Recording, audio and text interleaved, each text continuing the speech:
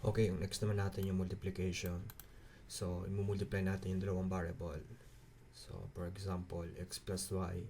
So, 15. So, ito naman, z to 20. So, pwede natin silang i-multiply ng tatlo.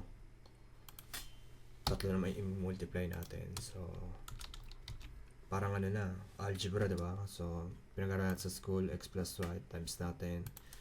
Ito, z.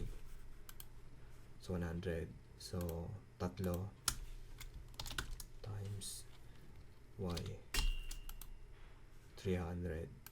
So, ito parenthesis, hindi pa natin pag-aaral yung parenthesis. Yung parenthesis naman, ito yung uunahin, tapos ita times dito.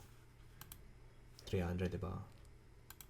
So, may parenthesis. So, may rule din na, pag dito naman, unahin naman natin yung times sa dito. Ito yung unahin, yung parenthesis, yung i-check muna. Ganun din. So, for example, kung gusto nyo unahin ito muna, kung nangyari ganito, may equation na ganito, diba? Yan.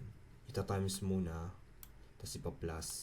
So, may rule din kagaya sa programming language. So, check natin 20, 60, diba? Plus 5, 65. So, ganun.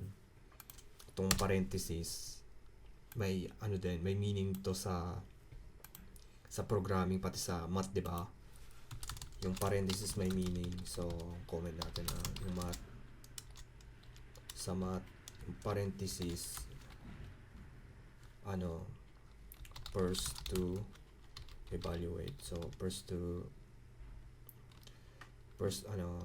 i-multiply. So, ito yung unang, katulad din sa math. So, ayun na.